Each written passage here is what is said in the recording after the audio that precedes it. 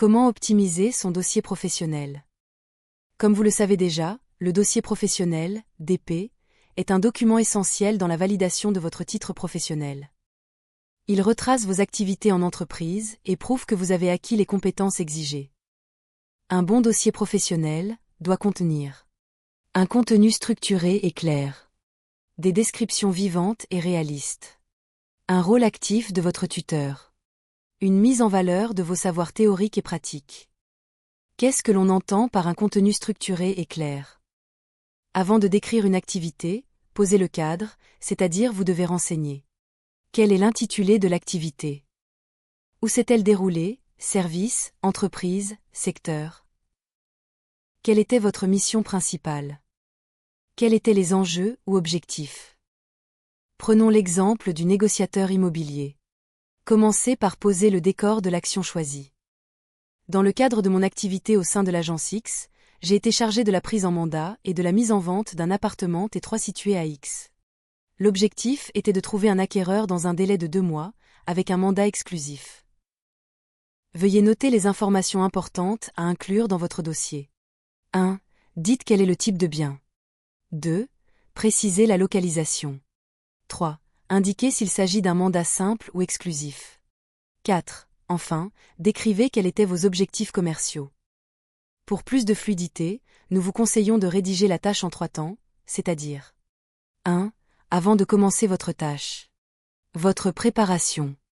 Les instructions reçues. Les consignes du tuteur. 2. Pendant la réalisation de votre tâche. Les étapes que vous avez dû suivre. Les méthodes utilisées. Les outils mobilisés. 3. Après, une fois votre tâche terminée. Les résultats obtenus. Le retour du tuteur. Les conséquences. Il est fortement recommandé d'utiliser le présent ou le passé composé, et d'inclure des descriptions assez détaillées pour donner l'impression au lecteur de vivre l'action à l'instant T. Continuons avec l'exemple du négociateur immobilier. 1. Avant de commencer la tâche. Je commence par recueillir les besoins du vendeur, puis j'effectue une estimation du bien en analysant les biens similaires sur le secteur. Mon tuteur m'explique comment affiner le prix en fonction des critères du marché local. 2. Pendant le déroulement de la tâche. Je réalise la visite technique du bien, prends les photos, et rédige l'annonce avec l'aide de mon tuteur. Je publie ensuite sur les portails et gère les appels. J'organise les visites et prépare les comptes rendus. 3. Après, une fois votre tâche terminée. Après plusieurs visites, une offre est acceptée. J'accompagne le client jusqu'à la signature du compromis. Mon tuteur relit tous les documents et valide les informations transmises au notaire. Qu'est-ce que l'on entend par un rôle actif de votre tuteur? Vous devez montrer que vous n'êtes pas seul et que votre tuteur vous accompagne. En d'autres termes, il vous confie la mission. Il vous guide, vous corrige, vous valide. Il évalue votre progression. Que diriez-vous en tant que négociateur immobilier en apprentissage? Prenons l'exemple suivant. Mon tuteur m'a accompagné lors de l'estimation, en me montrant comment justifier les prix auprès du client. Il m'a aussi appris à gérer les objections pendant les visites.